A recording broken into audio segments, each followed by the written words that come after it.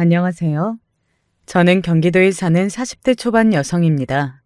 현재 결혼한 지는 11년 정도 되었고, 아들 하나, 딸 하나, 그리고 남편, 이렇게 네 식구가 함께 살고 있네요. 이제 곧 새 식구가 될지도 모를 일이지만 말입니다. 제가 이렇게 이야기하는 데는 다 그럴 만한 이유가 있습니다. 지금부터 제가 왜 그럴 만하다고 하는지 차근차근 설명해 드릴게요. 저와 남편은 중매 결혼을 했습니다. 정확히는 중매라기보다는 소개팅이긴 한데 어쨌든 누군가가 소개해서 만나게 되어 결혼까지 간 거니 중매라고 볼 수도 있겠네요. 사실 저는 첫 만남에 남편에게 크게 호감을 느끼지는 못했지만 남편이 저를 굉장히 마음에 들어 있어요. 그래서 저도 어느 순간 남편에게 마음이 갔던 것 같습니다. 원래 누군가가 나를 굉장히 좋아해주면 그 사람에게 호감을 느끼게 되기도 하고 뭐 그런 거잖아요. 저도 남편에게 그랬던 것 같아요. 그만큼 남편은 저를 참 많이 좋아해 줬습니다. 다 지난날 과거지만요.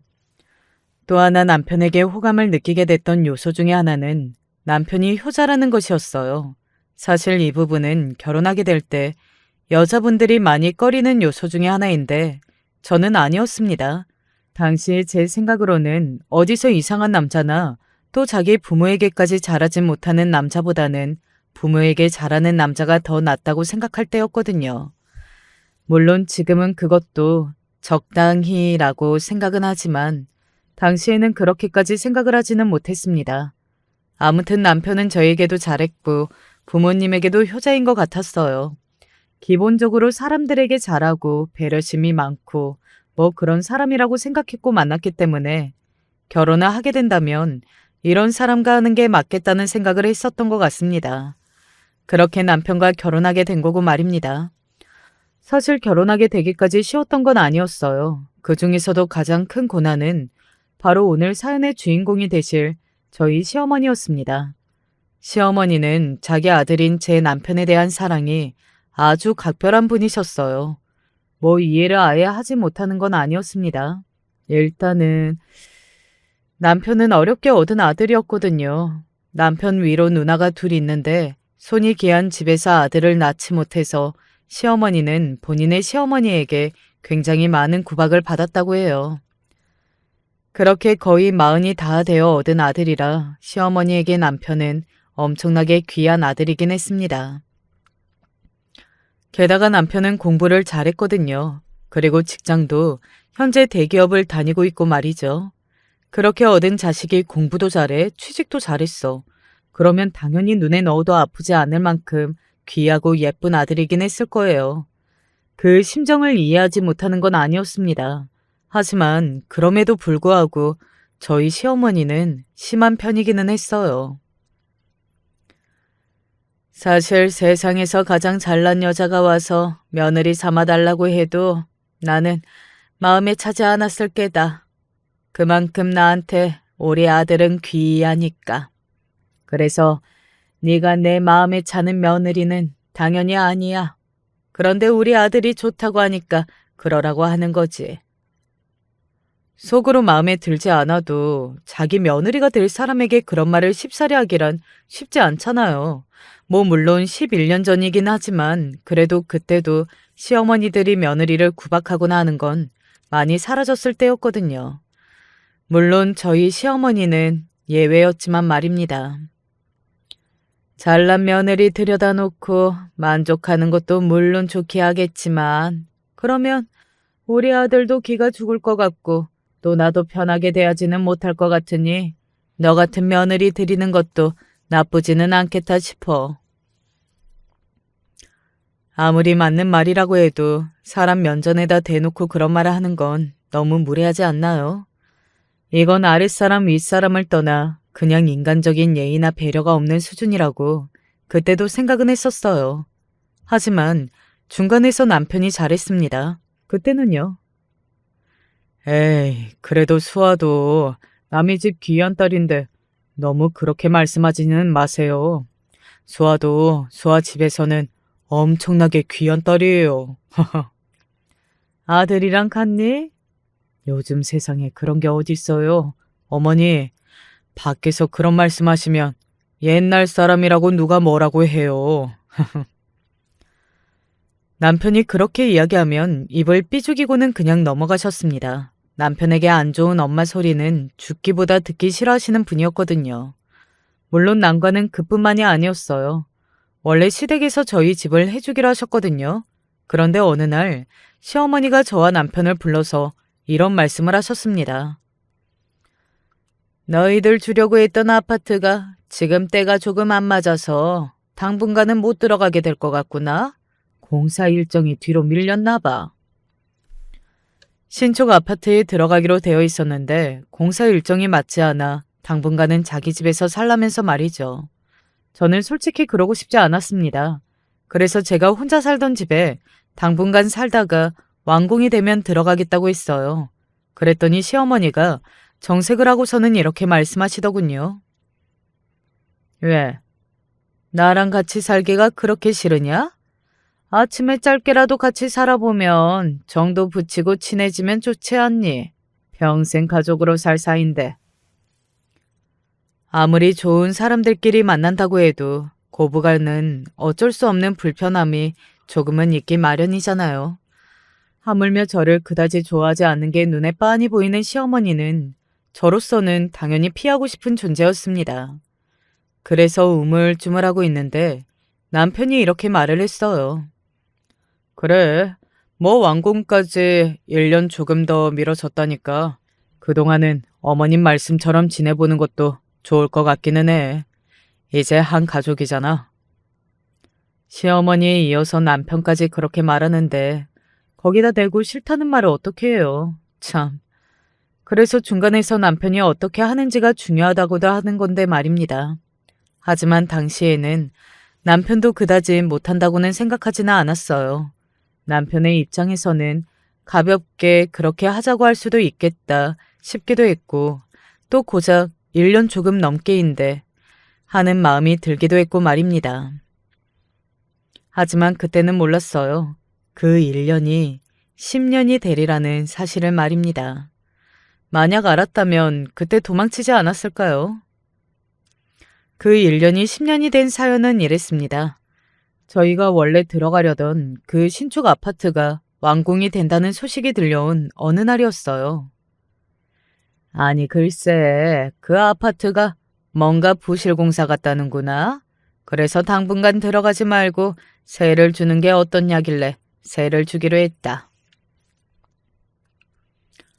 저와 남편에게는 한마디 상의도 없이 그렇게 하기로 하고 그냥 통보한 거였어요. 그러면 저희는 어떻게 하냐는 말에 어차피 세를 준 사람에게 2년만 준 거니까 그 뒤에 들어가면 되지 않겠냐? 하고 아무렇지 않게 말씀하시더군요.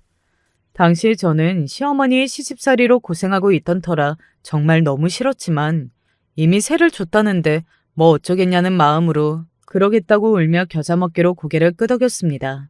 그리고 또 2년이 지난 어느 날이었어요. 아니 글쎄 그 집이 내가 분양받았을 때보다 2배는 더 뛰었지 뭐니? 부동산 아는 지인한테 물어보니까 지금이 고점이고 점점 떨어질 거라 그래서 집 내놨다. 돈 벌 수 있을 때 벌어야지. 그러면 저희는요? 너희는 천천히 여기서 더 살면서 차차 나갈 집 알아보는 게 좋지 않겠니? 너는 지금 몸도 무겁고. 당시에 제가 임신을 하고 있었을 때였는데 어렵게 된 임신에 몸이 약했기에 누군가의 보살핌이 필요했던 시기긴 했거든요. 그리고 당시에는 제가 어렵게 임신했다는 이유로 시어머니가 잠깐 잘해주셨던 시기였기 때문에 저도 그냥 그러겠다고 했습니다. 사실 이제는 언제든 나갈 수 있지 않으려나 하는 마음도 있었어요. 하지만 아이를 낳고 키우고 1년이 3년이 되고 5년이 되고 10년이 되는 동안 갖가지 이유로 저희의 분가를 반대하셨습니다. 그리고 어디서 이유를 만들어 오는지 자꾸 이유가 생겼고 말이죠. 그렇게 세월이 흐르는 동안 남편은 당연히 변했어요. 꼭 분가를 해야 돼? 그게 무슨 소리야? 당연히 해야지. 어머니랑 같이 살면 편하잖아. 애들도 다 봐주시고. 말이 되는 소리를 해. 당신은 같이 살면서 당신 어머니가 어떤 사람인지 보고도 그런 말이 나와? 나보고 어머님이랑 평생 같이 살라고? 평생이 아니라 그러면 여기서 얼마나 더, 대체 언제까지? 왜 화를 내고 그래? 어머니가 그렇게 싫어? 나 조금 서운하려 그런다. 서운한 건 오히려 나야. 처음에는 당장 내일이라도 내가 원하면 분가할 것처럼 위하는 척이라는 척은 다 해주더니 왜? 이제는 싫어? 내 말이 말 같지도 않고 들어주고 싶지도 않아? 무슨 말을 그렇게 하냐? 그럼 그게 아니면 뭔데? 남편과 저의 다툼은 나날이 심해져만 갔습니다. 이러다 시어머니와 제 사이가 끝나기 전에 남편과 이혼이 먼저일 수도 있겠다 싶은 마음까지 들 정도였으니까 말이죠. 하지만 저도 나름대로는 이혼을 쉽게 할 수 없는 이유들이 있었어요. 첫 번째로는 남편이 아이들에게 너무 잘했습니다. 아이들도 아빠를 좋아했고요. 그래서 아이들에게 아빠를 뺏는 게 맞는 건가 하는 생각을 안 할 수가 없었어요. 나만 참으면 되는데 하는 생각 말입니다. 그리고 두 번째는 제가 둘째를 가지게 되면서 그냥 회사를 그만뒀거든요. 첫째 때 너무 고생하기도 했고 또 둘째가 아들이라는 걸 시어머니가 알게 되자마자 아이는 엄마가 키워야 잘 크는 거라며 거의 반강제로 회사를 그만두게 하셨습니다. 5년이 넘는 세월 동안 경력이 단절된 채 집에서 아이만 키우던 여자가 밖에 나가서 아직 어린 아이 둘을 혼자 어떻게 키우면서 살 수 있나 솔직히 막막하긴 했어요. 그런 조건들이 저를 이혼 생각을 함부로 할 수 없게 만들었고 말입니다. 그럼에도 불구하고 제가 지금 이혼을 마음먹게 만든 저희 시어머니가 정말이지 대단한 분이라는 생각이 드네요. 그러면 이제는 저희 시어머니가 저한테 어떻게 시집살이 시켰는지 대충 이야기해 볼게요. 일단 모든 집안 살림을 제가 다 했습니다. 그리고 시어머니는 정말이지 엄청나게 깐깐하신 분이셨어요. 여기 문틀에 먼지가 제대로 안 닦였잖니? 나 기관지 약해서 집에 먼지 많으면 안 되는 거 모르니? 대청소라는 건 침대도 다 드러내고 소파도 다 드러내서 그 밑까지 다 하는 거라고 내가 몇 번을 말했어? 너는 어떻게 된 애가 아직도 빨래를 구분해서 돌리는 것도 못하는 거니? 실수라고 하는데 실수가 대체 몇 번이나 반복되는 거야? 그 정도면 실수가 아니라 그냥 멍청한 거 아니니? 학교 공부는 대체 어떻게 했나 몰라. 어느 날은 말이 조금 심하다 싶으면 제가 먼저 이야기를 하기도 했어요. 어머님, 말씀이 조금 지나치신 것 같은데요. 내 말이 지나쳐? 네가 지나친 건 생각 안 하고? 내가 너 때문에 속이 터지는 건 안 보이고 그런 말 좀 들었다고 이렇게 어른한테 바락바락 말대꾸를 또 해야겠어? 그렇게 저를 보는 게 스트레스면 그냥 저를 내보내면 되는 일 아닌가요? 그래서 하루는 진지하게 시어머니에게 이야기를 했습니다. 어머님이 매번 저 때문에 스트레스 받으시고 저도 어머님 기대에 맞는 100점짜리 며느리가 되기는 힘든 것 같고 그래서 서로를 위해서라도 저희가 독립을 하는 게 맞는 것 같아요. 왜? 거리가 멀어지면 오히려 사이가 더 좋아지거나 하는 가족들도 있다고들 하잖아요. 저 나름대로는 생각을 많이 하고 한 말이었어요. 사실 그렇잖아요. 시어머니는 저를 볼 때마다 화를 내셨고 저도 더는 그걸 견딜 수 없었고 말입니다.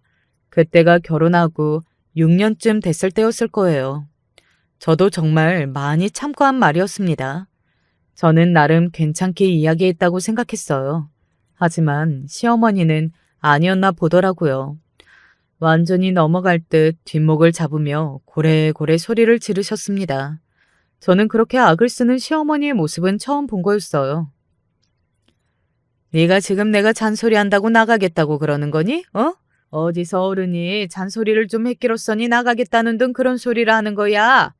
누가? 100점짜리 며느리 하래? 기본만 하라는 거잖아, 기본만. 네가 이렇게 못하는데 지금 내 아들이랑 손주를 너한테 맡기고 분가를 시키라는 거니? 나는 절대 못한다. 절대.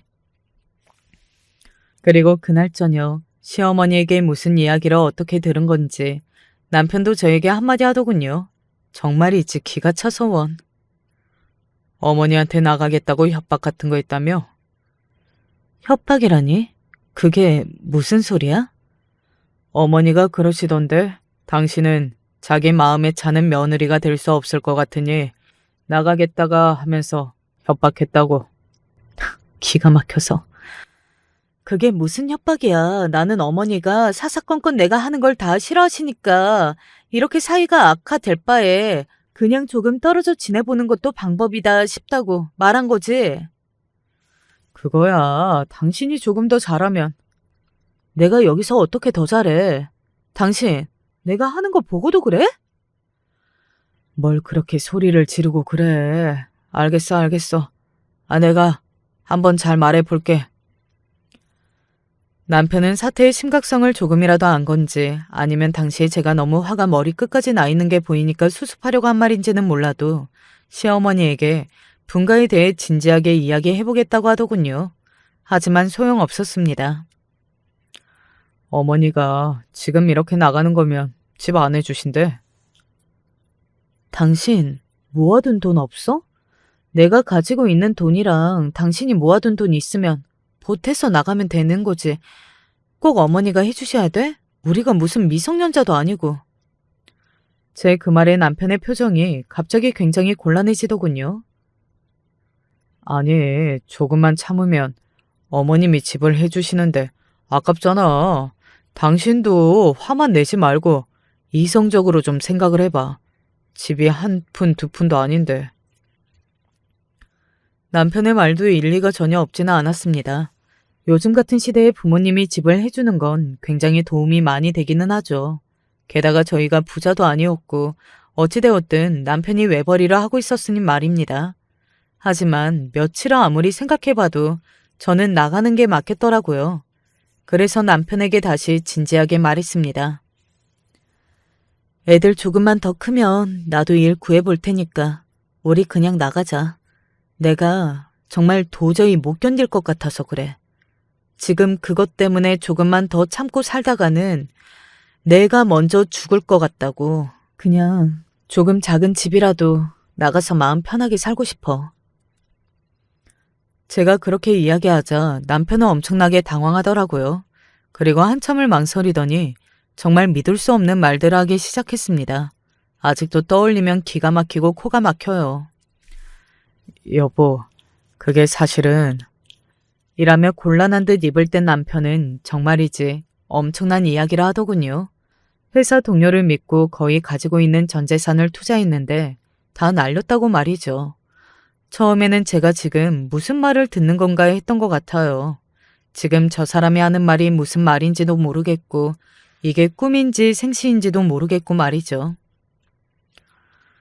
그래서 내가 돈이 하나도 없어. 그러니까 결국 남편은 자기가 돈이 없어서 독립하지 못하는 거면서 혹시나 그걸 저에게 들킬까봐 더더욱 시댁에 사는 걸 좋다는 식으로 그렇게 이야기를 해왔던 거였더라고요. 그리고 저만 빼고 이 사실을 모두가 다 알고 있었습니다. 아마 시어머니는 그래서 저한테 더 당당하게 구셨던 것 같아요. 어차피 나가지 못할 거라는 걸 너무 잘 알고 있으니까 말이죠. 저는 그때 처음으로 생각했습니다. 아, 이 사람과는 먼 미래까지 꿈꾸는 게 아닌 것 같다. 라는 생각 말이죠. 구체적으로 이혼을 할 거다, 어떻게 할 거다, 이런 계획을 짜고 실행에 옮긴 건 아니었지만 내 밥그릇은 내가 챙기고 나 살 길은 내가 마련해야겠다는 생각을 그때 처음 했던 것 같아요. 남편만 믿고 있을 수는 없겠다고 말입니다. 그래서 그때쯤부터 일을 다시 시작했습니다. 뭐 대단한 일을 한 건 아니었고 예전에 같이 일하던 분이 작게 회사를 차리셨는데 거기에 아르바이트 겸해서 갔어요. 물론 시어머니가 반대를 하긴 했습니다.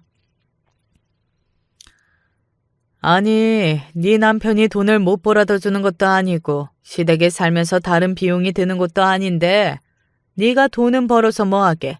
살림도 못하는 게? 평소라면 그런 말에 별다른 대꾸를 하진 못했겠지만 남편이 자신의 돈을 홀라당 다 날려먹었다는 걸 저도 안 다음이잖아요. 그래서 당당하게 이야기했어요. 애 아빠를 도저히 믿을 수가 없어서요. 뭐?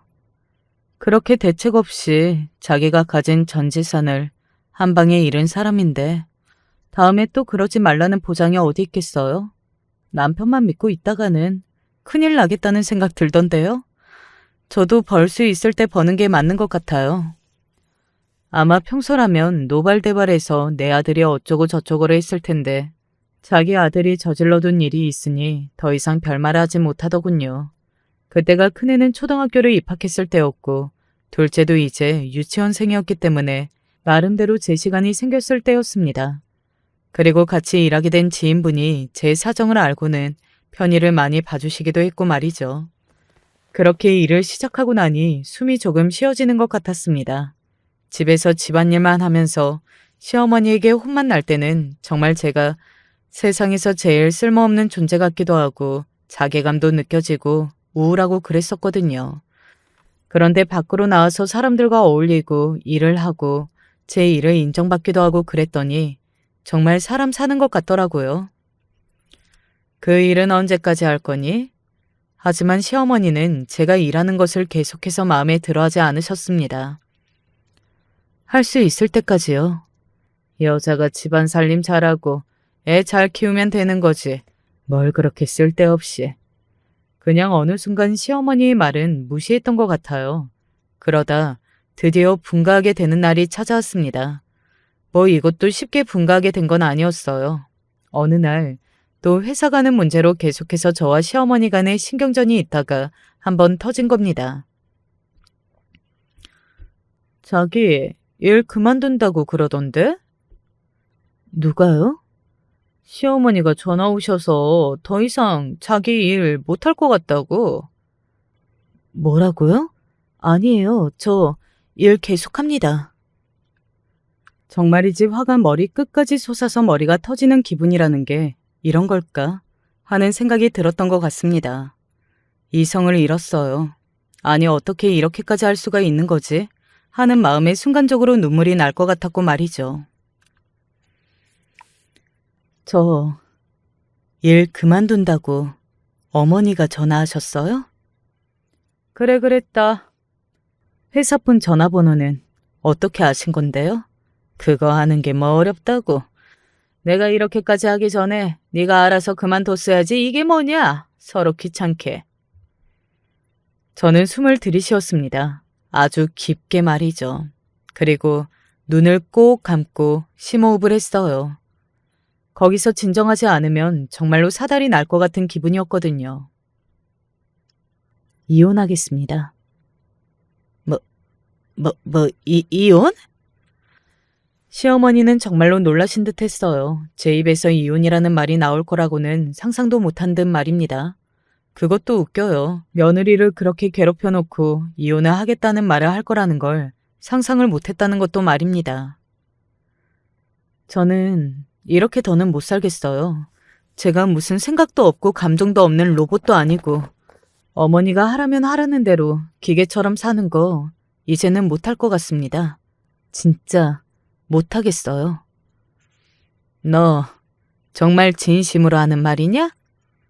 네. 어머니가 이번에 선을 넘어도 너무 넘으셨어요.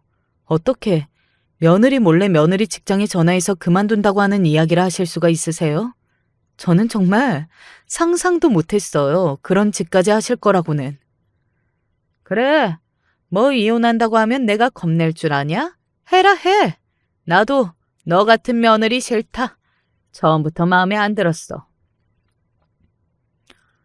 그렇게 말하면 아무렇지 않은 척 구셨지만 사실은 저도 알고 있었어요. 제가 정말로 진짜 이혼하게 될까봐 그래도 겁을 내야 하신다는 걸 말입니다. 그래서 저도 진심이라는 걸 보여주기 위해 정말 남편에게 이혼하자고 이야기했고 그제야 남편은 분가 이야기를 진지하게 해보이더군요.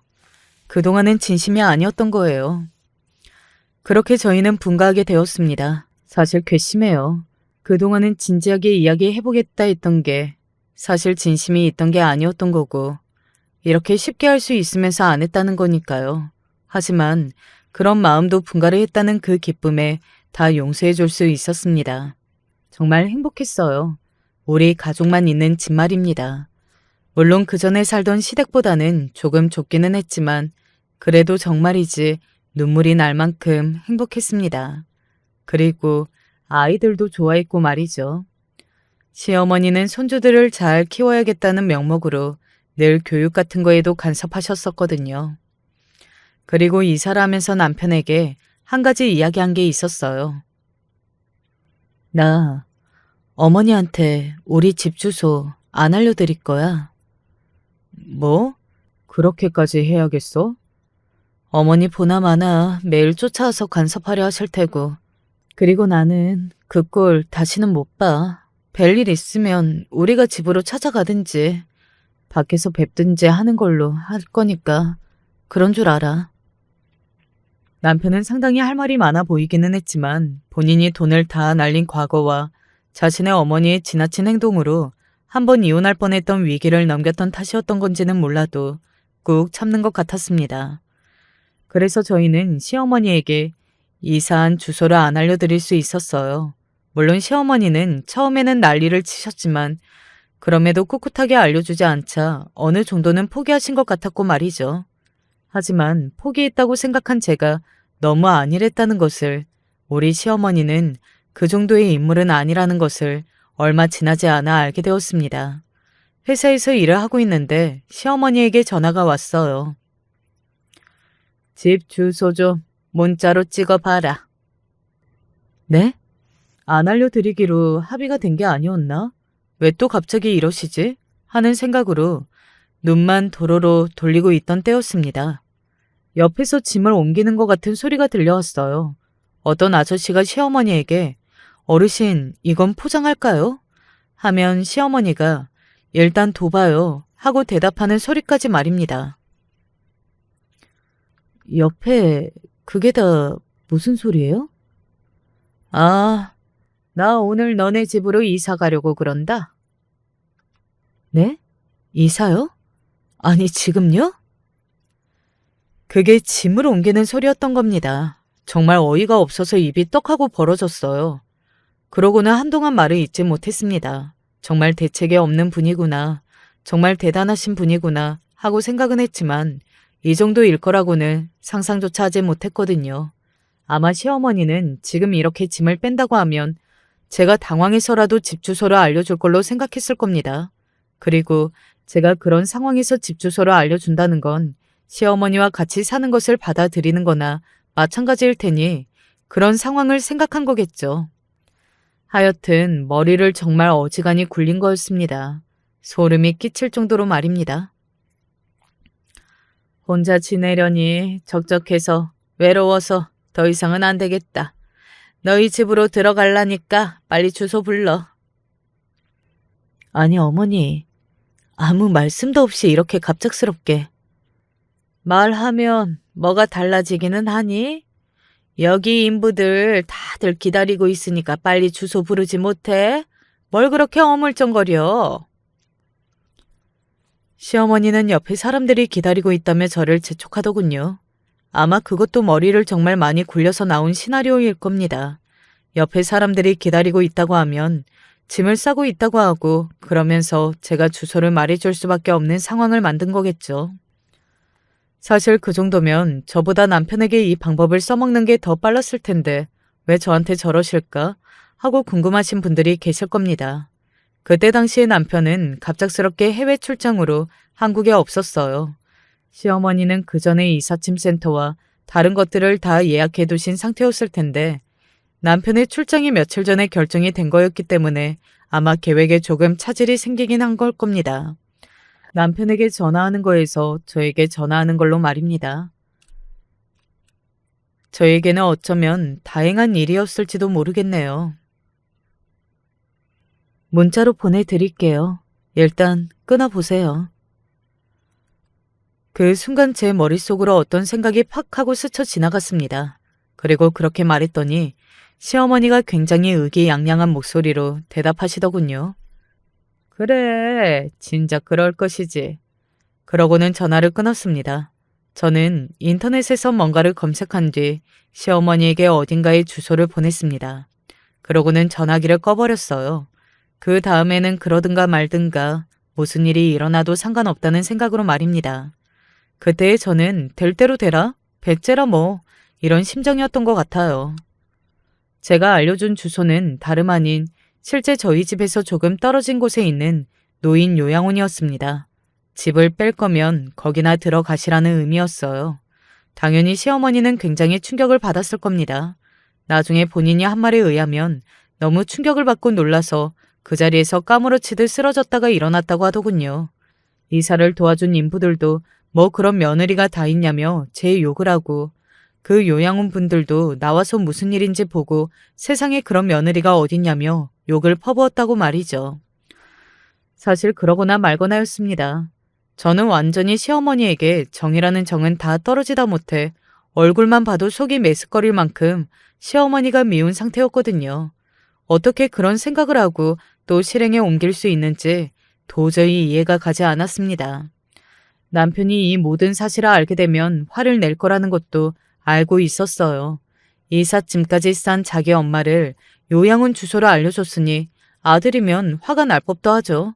하지만 그 전에 제 남편이기도 하잖아요. 막무가내인 자신의 어머니를 그래도 조금이라도 탓을 할 거로 생각했습니다. 하지만 아니었어요. 당신 정말 미쳤어? 제정신이야? 어떻게 그럴 수가 있어? 정말 엄청나게 화를 내더군요. 화가 난 건 남편만이 아니었습니다. 저도 제가 할 말이 있었어요. 아니 차고 넘쳤습니다. 그러면 뭐 그렇게 다시 어물쩡 같이 사시게 둔다고? 나는 절대로 못해. 그렇다고 노인네한테 요양원 주소를 알려줘? 정말 당신 이렇게 못돼 먹은 사람이었어? 내가 그동안 몰랐던 거야? 못돼 먹어? 그래. 그렇게 생각해. 그런데 당신 어머니는? 이 버릇 대체 언제 고치실 건데? 전에도 나 회사 못 가게 하려고 자기 마음대로 내 휴대폰 뒤져서 회사에 전화해서 며느리 회사 못 가게 됐다고 하고 이번에도 무턱대고 이삿짐부터 싸고 내가 대체 어머님의 막무가내로 나오는 이 행동을 언제까지 보고 있어야 하는 건데? 저건 언제 고쳐지는 건데? 아무리 어머니가 그런 행동을 하셨어도 그렇지. 나는 그렇게까지 한 당신이 도저히 이해도 안 되고 이해하고 싶지도 않다. 우리 그만하자. 남편이 먼저 이혼을 이야기하더군요. 사실 저도 그 일을 저지를 때 그럴 생각을 하지 않은 건 아니었습니다. 남편과 이혼하게 될 수도 있다고 말입니다. 하지만 그렇게 되더라도 시어머니와는 완전히 단판을 지어야 할 것 같았어요. 각오하고 있었던 이야기라 그다지 놀라지는 않았습니다. 그저 올 것이 왔구나 하는 느낌이었던 것 같아요. 그래, 그것밖에 방법이 없다는 생각이 이제야 드네. 결국은 이렇게 될 거 둘 다 시간만 끌고 마음고생만 했네. 그렇게 남편과 이혼하기로 하고 앞으로 어떻게 할지를 구체적으로 이야기를 나누기 시작했어요. 아이들은 둘 다 저를 따라오고 싶다고 의사표현을 했습니다. 저희 부부가 얼마나 진심으로 이혼을 생각했는지 아실 수 있겠죠. 아이들의 의견까지 다 물어봤을 정도면 말입니다. 지금 생각해도 아이들에게는 너무나 미안한 부분이에요. 어쨌든 아이들은 죄가 없잖아요. 시어머니는 본인이 원래 살던 집으로 돌아간 상태였습니다. 집을 정리한 건 아니었어요. 그냥 짐을 챙겨서 우리 집으로 들어온 뒤 나중에 정리할 생각이었던 건지 아니면 주소를 알아내려 그랬던 건지 아니면 저를 골탕 먹이고 싶었던 건지는 아직도 잘 모르겠습니다. 시어머니도 남편과 제가 이혼을 하기로 했다는 소식을 전해 들은 모양이었어요. 그로부터 며칠 뒤 전화가 와서는 만나자고 하더군요. 기어코 이혼을 하겠다고? 저를 기어코 이혼을 하게 만든 건 다름 아닌 어머님이세요. 나는 너같이 독한 년은 처음 본다. 시어머니가 이렇게까지 하면 포기를 하고 회사를 그만두던지 아니면 집 주소를 알려주던지 해야 하는 거 아니니? 저야말로 어머님 같은 분은 정말 듣지도 보지도 못했어요. 아무리 마음에 안 드는 일이 있어서 본인 뜻대로 하고 싶으셨다고 해도 어떻게 그런 행동을 하실 수가 있으세요? 양쪽 다 팽팽했습니다. 시어머니도 물러설 생각이 없어 보이셨고 저 또한 없었어요. 그래서 정말로 이혼을 하겠다는 말이니? 어머니도 저 마음에 안 드신다면서요. 이렇게 마음에 안 드는 며느리 보고 사시는 것보다 없어져 주는 게 낫잖아요. 그런 제 말에 시어머니는 가만히 저를 노려보더군요. 애들은 둘 다 저 따라오겠대요. 시어머니는 그 말에 굉장히 충격을 받은 것 같았습니다. 애들 둘 다 저를 따라서 오겠다는 사실에 충격을 받은 게 아니라 저희 부부가 정말로 진지하게 이혼을 준비 중이라는 사실에 말입니다. 다시 한번 되묻더군요. 니들 진짜 이혼할 생각이니? 여태 무슨 말을 들으신 거예요?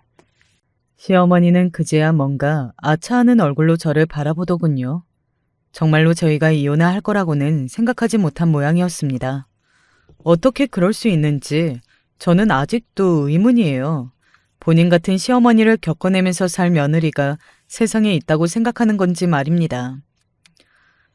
그날 그렇게 대화를 마무리하고 돌아간 시어머니는 남편을 불러서 여러 이야기를 나눈 것 같았습니다. 남편이 나중에 전해준 이야기는 대략 이런 내용이었어요. 정말로 이혼할 거냐고 진지하게 이야기 중인 거냐 물으신 다음 그렇다고 하니 그럼 아이들은 어떻게 할 거나 하셨다더군요. 남편이 아이들이 엄마를 따라가고 싶어 한다고 했더니 그건 안 된다고 혹시나 제가 나중에 재혼하게 되면 다른 남자 밑에서 다른 남자를 아빠라고 부르며 자라는 건데 그건 절대 볼 수 없다고 노발대발 하셨다고요. 솔직히 그 부분도 걱정이긴 하셨을 테지만 저는 시어머니가 그간 살림을 저한테 다 떠맡겨 놓고 본인은 입으로만 이거 해라 저거 해라 하면서 편안하게 지낸 게 너무 적응된 게 아닐까 싶었던 적도 있어요. 그래서 혼자 있는 집에서 다시 청소하고 빨래하고 음식도 본인이 다 하려고 하니 힘이 든 게 아닐까 하고 말입니다. 그 깔끔 떠는 양반이 지저분한 걸 그냥 둘 수도 없고 말이죠. 저는 솔직히 시어머니가 마음을 저에게 털어놓고 본인이 조금 힘드니 도와달라고 하셨으면 흔쾌히 도와드렸을 거예요. 그리고 시어머니가 저에게 시집살이만 그렇게 고달프게 시키지 않으셨다면 저는 아직도 시어머니와 한 집에서 살고 있었을지도 모릅니다. 지금 생각해도 저한테 왜 그렇게 모질게 구셨는지 도무지 이해를 할 수가 없어요. 친정에도 이 이야기를 다 했습니다. 사실 그동안은 부모님이 걱정하실까봐 이야기하지 않았거든요.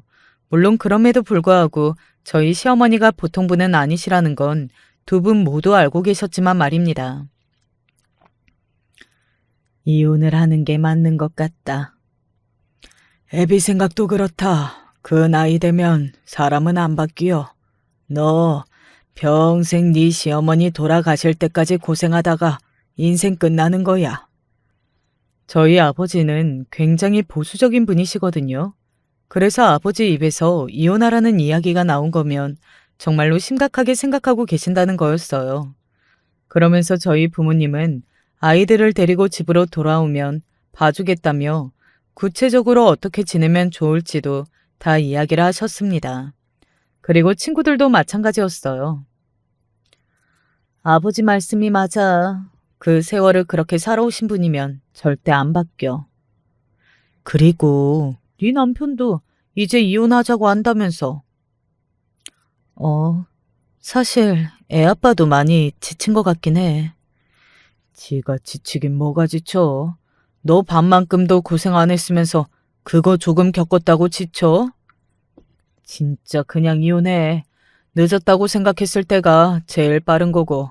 그리고 이혼하면 세상 끝나는 것 같아도 다들 잘 살아. 왜 사람의 마음이라는 게 그렇잖아요.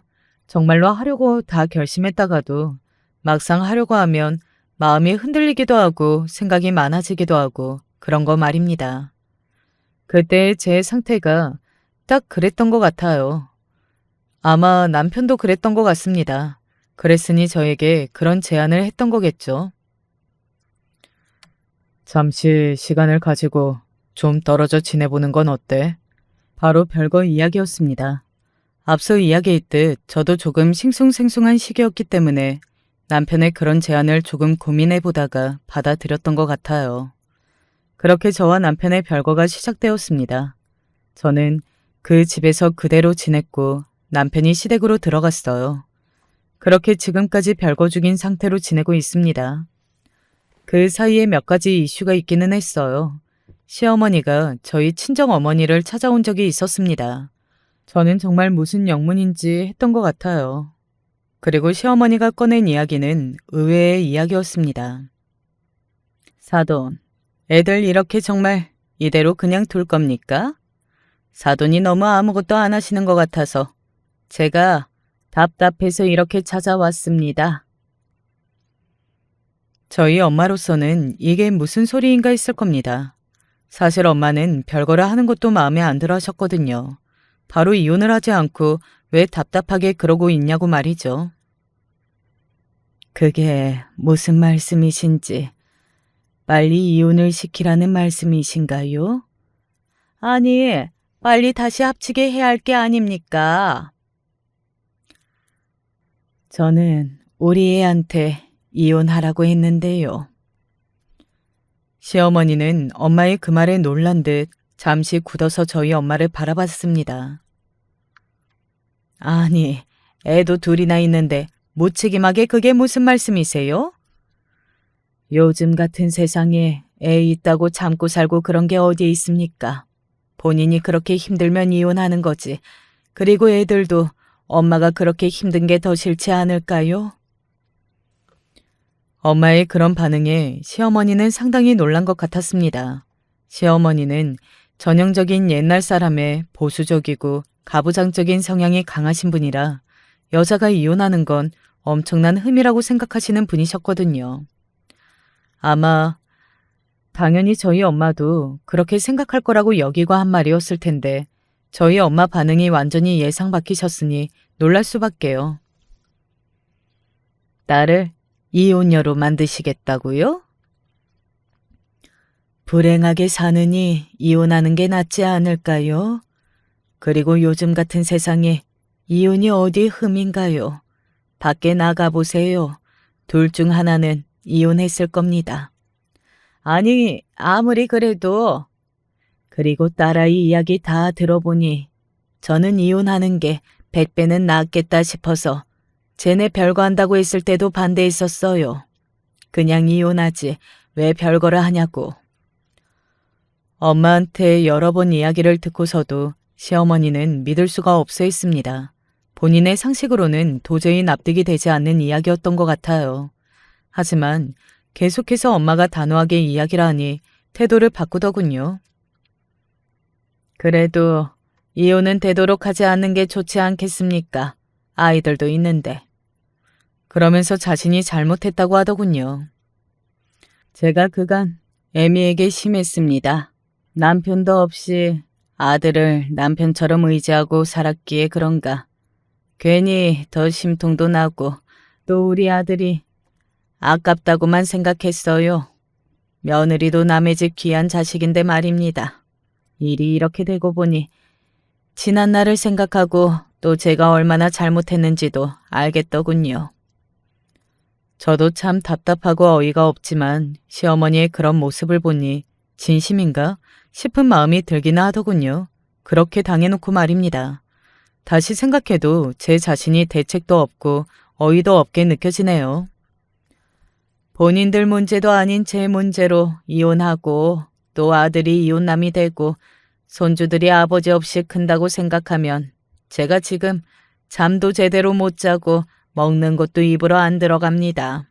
저한테도 만회할 수 있는 기회를 좀 준다고 생각해 주시고. 시어머니는 한참을 그렇게 저와 저희 엄마에게 읍소 아닌 읍소를 하다 돌아갔습니다. 사실 그런 시어머니를 보고 나니 마음이 조금 약해진 것도 있긴 해요. 그건 저희 엄마도 마찬가지인 듯 보였고 말입니다. 하지만 저는 그간 시어머니를 겪어온 세월이 있잖아요. 사람이 쉽게 바뀌지 않는다는 것도 너무 잘 알고 있고 말입니다. 그래서 그런 시어머니의 태도에 바로 마음을 돌릴 수는 없는 노릇이었습니다.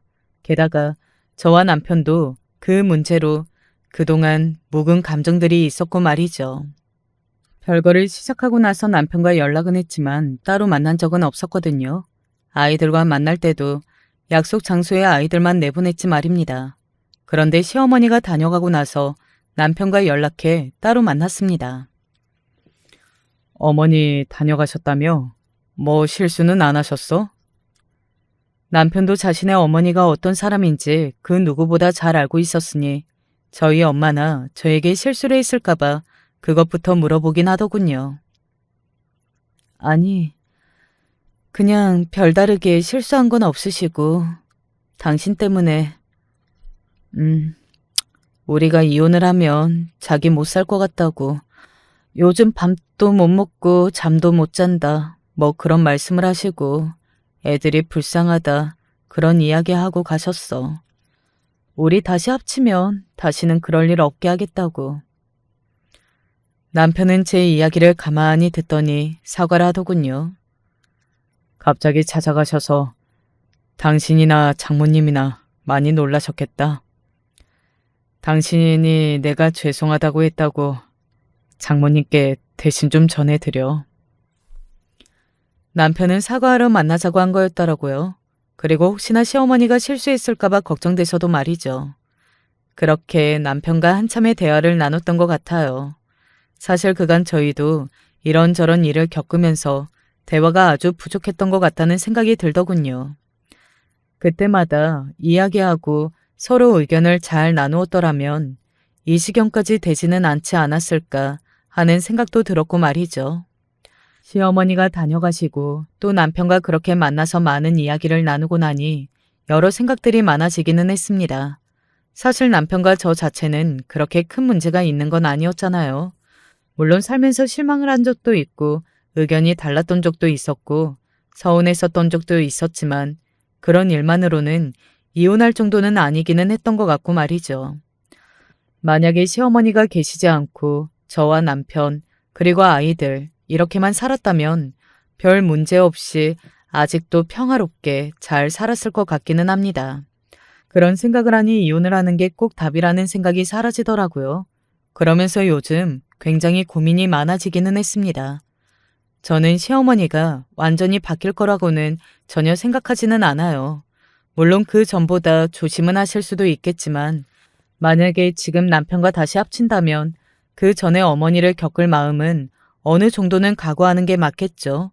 하지만 그걸 생각하면 정말 가슴이 답답해져 오거든요. 사실 오늘 이렇게 구구절절 제 생각이나 이야기를 써가면서 이런 상황을 여러분들에게 자세히 설명해 드리는 것도 다 여러분의 의견을 너무 듣고 싶어서 그런 겁니다. 저 혼자 생각해서는 도저히 답이 나오는 문제는 아닌 것 같아서 말이죠. 물론 부모님에게도 친구들에게도 다 물어보긴 했지만 그래도 더 많은 분의 이야기를 들어보고 싶어서 말이죠. 하도 답답하니 이렇게 사연을 보내게 됐네요. 여러분이 저라도 답답할 것 같지 않으신가요? 제가 조금이라도 안타깝다는 생각이 드신다면 의견 한 줄씩만 적어주시면 너무 감사하겠습니다. 제가 다시 합칠지 고민하는 가장 큰 부분을 차지하는 건 사실 아이들이긴 합니다. 아이들과 남편이 여전히 사이가 좋고 또 아이들이 아빠를 찾거든요. 그런 아이들을 볼 때마다 왜인지 모르게 제가 죄를 짓고 있는 것만 같은 생각이 들긴 해요. 하지만 또 시어머니를 생각하면 도저히 용기가 나지 않고 말이죠. 저는 솔직히 이제 객관적인 생각이나 판단을 내릴 수 없어진 것 같아요. 그리고 제 주변 사람들도 저에게 너무 많은 이야기들을 들어서 조금 그런 것 같고 말이죠. 처음 제 이야기를 듣는 분들의 생각이 너무 궁금합니다. 다 듣고서 어떻게 생각하셨는지, 제가 어떻게 하는 게 맞는 것 같은 건지 꼭 많이 의견 남겨주세요. 저는 여러분께 제 숙제를 안겨드린 건 아닌지 하는 걱정이 조금 들기도 하네요. 하지만 공감해 주신 분들이라면 의견도 남겨주실 거라고 믿습니다. 사실 혼자 결정하기 어려운 일이긴 하잖아요. 요즘 날씨가 갑자기 더워진 것 같더라고요. 생각이 많아지기도 해서 얼마 전에 이불 정리와 옷들도 정리를 싹 했습니다. 그랬더니 생각이 조금 정리되는 것 같기도 하더라고요. 물론 지금까지 결론을 내리지는 못했지만 말입니다. 그래도 점점 마음이 편해지고 있는 것 같기는 해요. 그것만으로도 참 다행이라고 생각합니다. 저는 이제 그만 이야기를 줄여야 할 것 같아요. 긴 이야기 들어주셔서 너무 감사합니다. 더불어 다시 한번 여러분들의 많은 의견 기다리고 있을게요. 올해 미세먼지가 심하다고 하는데 외출하실 때 꼭 마스크 챙겨서 나가시고요. 무엇보다 건강이 제일 중요한 거 아시죠? 언제 어디서나 늘 건강하세요. 감사합니다. 안녕하세요. 서울 중랑구에 사는 김현수라고 합니다. 최근 속 시원한 복수를 하나 했는데 이 얘기를 들려드리면서 여러분의 격려도 얻고 또 저와 같은 일을 겪으신 분들께 작은 위로도 드리고 싶어 사연을 보내봅니다. 저는 아주 어렸을 때부터 동네에서 예쁜 얼굴로 유명했어요. 지나가다 저를 본 아주머니들은 어머, 딸이 너무 예쁘네. 연애시켜도 되겠어. 라며 저희 엄마에게 이야기하기 일쑤였고 학교에서도 친구들은 너 왜 이렇게 예뻐? 우리 반에서 제일 예쁜 것 같아. 라는 말을 하며 제 미모를 부러워했습니다. 보통 중학생 시절에 미모에 있어서 마의 구간이라고 하는데 저는 그때도 반에서 그리고 더 나아가서 전교에서 예쁜 애로 손꼽힐 정도였습니다. 그렇게 매일같이 예쁘다는 소리를 들으니까 자연스레 제 얼굴에 대한 자신감은 높아졌고 그 때문인지 남자친구를 사귀더라도 어지간한 사람이랑은 만나고 싶지 않더라고요. 지금 생각해보면 조금은 속물인 것 같기도 하고 어린 나이니 그런 생각을 했다 싶지만 당시 저는 남자친구를 사귈 때 돈과 얼굴을 가장 중점적으로 보았습니다. 돈이 많으면 얼굴이 조금 못생겨도 괜찮고 얼굴이 잘생겼으면 돈이 조금 없어도 괜찮았어요. 경험한 바로 어린 시절부터 여자의 미모는 큰 경쟁력이라는 것을 알고 있었고 저는 자연스레 이를 터득해서 제 외모에 값을 매겨 저와 동등할 수 있는 남자친구를 원했습니다. 그 조건이 바로 돈이나 얼굴이었던 거였습니다. 같이 걸어다닌다고 생각했을 때 저와 수준이 맞는 얼굴이라면 굳이 다른 게 괜찮을 필요 없었고 만약에 같이 다녔을 때 제가 훨씬 더 월등하다면 모자란 얼굴을 채워야 되는 조건이 바로 돈이었습니다. 특히나 대학교에 가서는 이런 저의 신념이 더욱 강해졌어요. 어릴 때는 얼굴이 비슷한 남자친구는 종종 만났어도 사실 돈이 많은 남자친구는 거의 못 만났거든요. 아무래도 학생이면 용돈을 받아 쓸 수밖에 없고 아무런 제한 없이 돈을 펑펑 쓰고 다니기 위해선 어지간한 재벌이 아니면 불가능하니까요. 하지만 이것도 대학에 오니 달라지더라고요. 대학을 가니 잘생긴 사람들도 중고등학교 시절보다 훨씬 많았고 돈이 많아서 여유 있게 펑펑 쓰고 다니는 사람들도 비교할 수 없을 정도로 많았습니다. 다행스럽게도 대학교 때도 과내에서는 물론 타과에서도 제가 유명할 만큼 인기가 많았어요. 그러다 보니 조금 거만한 말일 수도 있겠지만 남자친구를 사귈 때 그렇게 어려운 점은 없었습니다. 저한테 고백을 해오는 사람들 중에서 제가 생각하는 조건에 맞는 사람만 골라서 사귀면 되었거든요. 제가 지금까지 얼굴이랑 돈 이야기를 해서 여러분들 중 몇몇 분들은 제가 마치 남자의 겉모습만 보면서 돈을 뜯어먹는다고 생각하시는 분들도 있으시겠지만 사실 저는 그저 단순히 제가 생각하는 저의 기준에 맞는 사람을 만나고 싶었던 것뿐이지 상대방이 돈이 많다고 해서 무작정 얻어먹고만 다닌다거나 혹은 얼굴이 별로라고 해서 누군가를 헐뜯고 다닌 적은 단 한 번도 없었습니다. 그런 건 무척 예의 없는 짓이니까요. 다만 흔히 사람들이 결혼할 사람을 고를 때 그 사람의 집안이 어떤지 혹은 그 사람이 어떤 직장에 다니는지 학벌은 어떤지 조건을 따지는 것처럼 단지 저는 연애를 할 때 조금 까다롭게 따졌고 그 조건이 돈과 얼굴이었을 뿐이었습니다. 그렇게 저는 여러 사람과 만나고 헤어지면서 꽤 자유분방한 연애를 했습니다. 하지만 그것도 대학을 졸업하고 회사를 들어가니 요원해지더라고요. 일이 너무 바쁘고 돈을 벌기 바쁘다 보니 새로운 사람을 만날 틈이 없었죠. 주변에서 소개팅을 해주겠다는 제의도 들어왔고 기존에 알고 지내던 남자들 중에서도 저한테 은근히 관심을 표하며 시간을 나면 밥이나 먹자는 식으로 연락을 해오는 사람들도 많았지만 그 어떤 곳에도 응할 시간적 여유가 없었습니다. 아마 이 시기가 제 인생에서 가장 바빴던 시기인 것 같아요. 당시 제가 들어갔던 회사는 생긴 지 얼마 안 된 신생기업이었는데 거의 제가 초창기 멤버다 보니 할 일이 많을 수밖에 없더라고요. 야근은 일상이었고 때로는 주말까지 출근해서 일을 해야 했습니다. 제 개인적인 여유 시간을 가질 틈도 없는데 남자와 연애란 단어는 꿈도 꿀 수 없었죠. 그렇게 한 3년간은 죽어라 일만 한 것 같았습니다. 그때쯤 되니 다행히 회사의 규모가 좀 커지고 새로운 사람들이 들어와 저를 비롯한 회사 초기 멤버들은 조금 숨을 돌릴 틈이 있었어요. 저도 그때부터는 친구랑 약속을 잡아서 만나기도 하고 애인을 사귀기 위해 먼저 소개팅을 잡아달라고 하는 등 바깥 활동을 하고 돌아다녔습니다. 하지만 인연이 닿지 않으면 아무리 노력해도 안 될 일은 안 된다는 말이 있잖아요. 저와 맞는 인연이 없어서인지 몇 번 있던 소개팅도 흐지부지해졌고 그 사이에 회사는 새로운 프로젝트로 인해 다시 예전처럼 바빠지기 시작했습니다.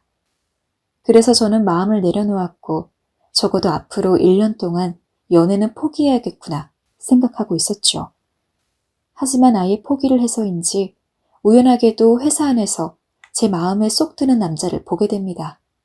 최근에 입사한 신입사원이었어요. 저희는 신입사원을 한 번에 여러 명 뽑아두고 가급적 상시 채용은 하지 않는 주의라서 매번 어떤 기간이 되면 여러 명의 신입사원이 우르르 회사에 들어오고는 했는데 당시 그 신입사원은 독보적으로 잘생긴 외모를 가지고 있었습니다. 키도 크고 몸도 좋았으며 무엇보다 자기 관리를 잘하는 느낌의 사람이었습니다. 지금까지 사귄 남자친구라던가 살면서 보아온 남자들을 모두 통틀어 보아도 당당히 1위를 할 수 있을 정도로 무척 매력적인 외형을 가지고 있었죠. 저뿐만이 아니라 회사를 다니던 다른 여자 직원들도 그 신입사원에게 무척이나 관심을 많이 가져 커피를 타려고 탕비실에 들어가면 그 신입사원에 대해서 수군거리는 여직원들 목소리가 매일같이 들려올 정도였습니다.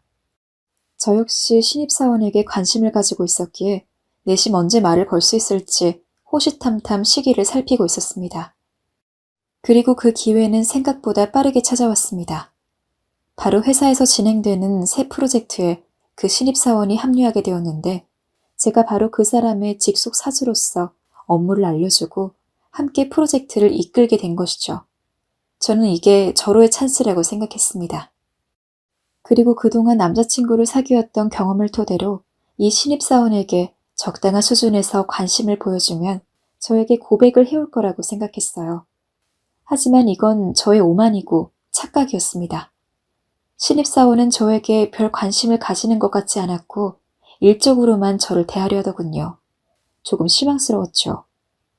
나중에 프로젝트 멤버들끼리 밥을 먹을 때 우연찮게 사는 집에 대해서 이야기가 나왔는데 말을 들어보니 그 신입사원은 얼굴만 잘생긴 게 아니라 돈까지 많더라고요. 본인 이름으로 된 건물이 몇 채가 있으며 부모님도 엄청 큰 사업을 운영하시는 터라 남부족할 거 없이 자라왔다고 하더라고요. 그 이야기를 듣고 저는 신입사원의 마음을 얻는 방법을 바꾸기로 했죠. 제가 그동안 사귀었던 남자친구는 얼굴이 잘생겼거나 돈이 많거나 둘 중 하나만 해당하는 경우가 대다수였는데 이 신입사원은 얼굴도 잘생기고 돈도 많고 두 가지 조건을 모두 충족하니 어쩌면 제가 더 마음을 표현하는 게 맞겠더라고요. 그래서 그때부터는 아예 적극적으로 관심이 있다는 티를 내기로 하곤 저녁을 먹자며 둘이 따로 약속을 잡으려고 하고 회사에 있을 때는 일부러 신입사원 근처로 자주 지나다니면서 눈인사도 하고 그랬습니다. 그렇게 마음을 얻기 위해 나름 열심히 고군분투한 결과 어느 날 다시 한번 기회가 생겼습니다. 신입사원과 함께 단둘이 저녁을 먹을 기회였죠. 어찌나 가슴이 두근거리던지 저녁을 먹기 전까지 최대한 예쁘게 꾸미고 나갔지만 이마저도 부족한 것 같아 계속 거울을 보며 신입사원을 기다렸어요. 저희는 그날 간단한 한정식 집에서 만나 가볍게 밥을 먹고 카페로 향했는데 너무 떨어서 그런지 다 생각이 나진 않지만 그날 회사 얘기며 사적인 얘기들을 오가면서 서로에 대해 조금 더 알아갈 수 있었던 것 같아요. 꽤 긴 기간이 소요될 거라고 생각했지만 그날의 기억이 좋아서였는지 신입사원은 일주일 뒤 제게 고백을 해왔습니다. 나중에 들어보니 처음 입사를 한 순간부터 제게 반했는데 아무래도 회사 사람이고 제가 자기를 좋아할 거라 확신도 들지 않아 고백을 망설였다고 하더라고요. 그렇게 저희는 단순한 신입사원과 상사의 관계에서 여자친구와 남자친구의 사이로 발전하게 되었습니다. 저희는 한 5년 정도 연애를 했습니다. 회사에서는 사내 연애를 그렇게 반기지 않았기 때문에 최대한 숨기려고 했지만 어쩔 수 없이 사귀는 기간이 길어지다 보니까 티가 좀 나기도 했고 사실 현실적으로 언제까지 숨기기만 할 수는 없어서 언제부턴가는 그냥 공개 연애를 하며 지냈어요. 남자친구는 돈도 얼굴도 완벽했지만 성격 역시 모난 곳이 없었습니다. 배려가 깊은 사람이라 불편한 점이 있을 것 같으면 미리 알아채어 하나하나 세심하게 챙겨주었고 언제나 저를 먼저 생각해 주었습니다. 이렇게 여러모로 완벽한 남자를 만나는 건 처음이어서 그런지 정말 행복한 연애를 했던 것 같습니다. 그러다 보니 자연스레 이 남자와 결혼이 하고 싶어졌어요. 보통 결혼 이야기는 남자가 먼저 꺼낸다고 하지만 전 그런 건 별로 중요하지 않다고 생각했기 때문에 제 쪽에서 먼저 이야기를 꺼내보기로 했어요. 부담스럽지 않은 선에서 한번 가볍게요. 그런데 너무 부담을 주지 않으려 한 건지 지금 생각하면 조금 뜬금없지만 함께 곱창을 먹다가 우리 결혼할까? 하고 대뜸 이야기를 꺼냈죠. 당시 놀랐던 남자친구 표정이 아직도 선명하네요. 남자친구는 잠시 놀라다가 내가 괜찮으면 자기도 좋다며 이렇게 된 거 서로 양가 부모님한테 인사를 드리러 가자고 말했어요. 쇳불도 당김에 빼랬다고. 저는 남자친구와 헤어지고 집에 돌아오자마자 부모님에게 나 결혼하고 싶은 사람이 있어 라는 폭탄 선언을 했고 부모님 역시 놀라서 제게 언제 그런 얘기까지 오간 거냐고 물으셨죠. 만난 진 6개월밖에 안 됐는데 정말 괜찮은 사람이야. 일단 날 너무 잘 챙겨주고 믿음직스러운 부분이 많아. 한번 보여줄게 엄마. 그날 저는 부모님께 남자친구에 대해 많은 이야기를 했던 것 같아요. 제가 아는 부분들에 한해서요. 부모님도 제 이야기를 듣더니 그러면 한번 데려와 보라면서 얼굴을 보고 싶어 하셨죠. 저는 이야기가 나온 바로 다음 날 남자친구를 저희 집으로 불러들였어요. 남자친구는 사실 좀 망설였어요. 자기야, 그래도 결혼 때문에 인사드리러 가는 건데 마음의 준비도 하고 시간을 두고 방문해야 되는 거 아닐까? 인사드리는 건 좋긴 한데 너무 빠른 것 같아. 아니야. 우리 부모님은 그런 거 신경 안 쓰셔. 부모님이 되도록이면 빨리 보고 싶다고 이야기하더라고. 제가 괜찮다고 하자 그제야 남자친구는 선물을 들고 어쩔 수 없다는 듯 저의 집을 방문했죠. 다행스럽게도 부모님은 남자친구를 무척이나 마음에 들어 하셨어요. 생긴 것도 깔끔하니 훤칠하다고 하고 집안 이야기를 들어보니 제가 고생할 일은 없을 것 같다며 아주 흡족해 하시더라고요. 아무래도 딸이 좋은 조건의 집에 시집가면 부모님들은 많이 마음을 놓으시잖아요. 저도 부모님이 흡족해 하시는 걸 보니 걱정을 덜어드린 것 같아 기분이 좋았습니다. 부모님은 남자친구 부모님만 괜찮으면 양쪽 가족끼리 다 같이 만나서 제대로 결혼 일정을 잡아보자는 이야기까지 하셨고 이후 저는 남자친구가 말해준 일정에 따라서 남자친구네 부모님을 뵈러 갔죠. 사실 남자친구의 집안이 잘 산다는 걸 알기에 앞서 전 걱정이 많았어요. 절 평범하게 생각하시진 않을까? 남자친구에 비해 부족하다고 생각하시진 않을까? 부정적으로 생각하고 싶지 않았지만 마음이 복잡하더라고요. 남자친구는 부모님이 마음에 들어 하실 거라고 안심하라 했지만 만나기 전날까지도 전 너무 떨려서 어찌해야 할지 몰랐어요. 그런데 다행스럽게도 남자친구 부모님께선 참하게 생겼다며 보자마자 저를 마음에 들어 하셨고 만나는 날부터 한 식구처럼 대해주셨어요.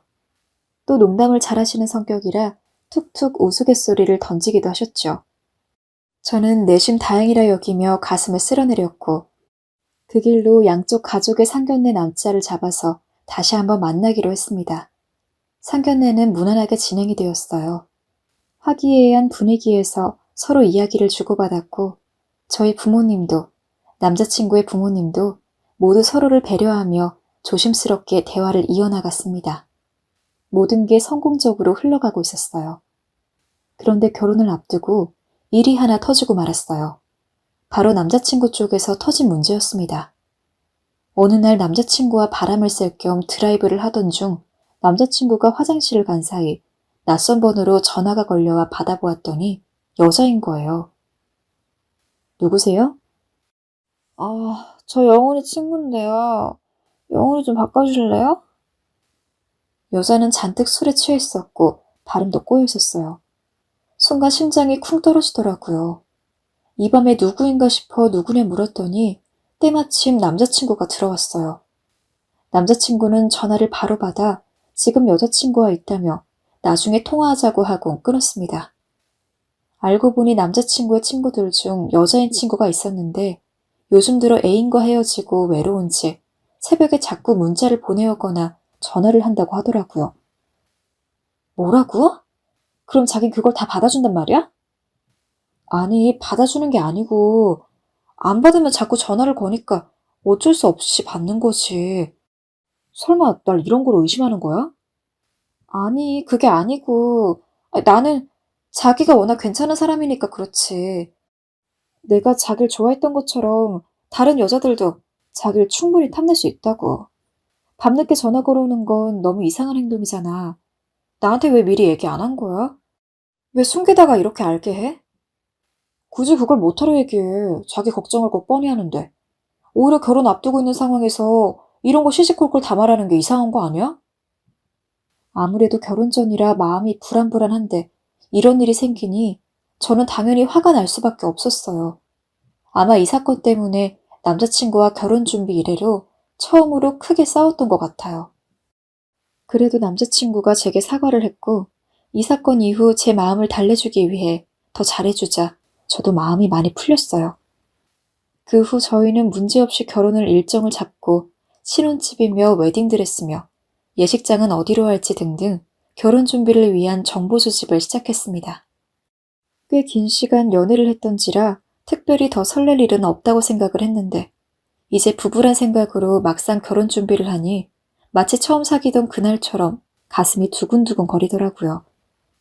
그렇게 속전속결로 준비를 마친 후 드디어 저희는 결혼을 했습니다. 신혼여행은 평소 가고 싶었던 유럽으로 길게 다녀왔어요.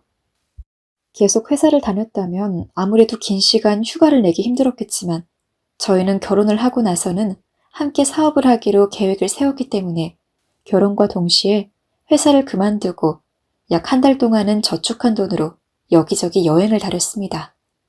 파리에서 베를린, 베를린에서 로마.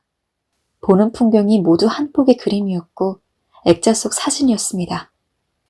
나중에 아기가 생기면 아무래도 부부끼리 오붓하게 시간을 보내기가 힘들 것 같아 한 선택이었는데 처음에는 한 달도 조금 길 것 같아서 줄일까 말까 생각을 했던 게 무색할 정도로 한 달이란 시간은 너무나 순식간에 지나갔습니다. 남편과 이럴 줄 알았으면 그냥 한 3개월 다녀왔어도 나쁘지 않을 것 같다고 말했을 정도였죠. 그렇게 꿈만 같던 한 달간의 신혼여행이 끝나고 저희는 신혼집으로 들어오게 되었습니다.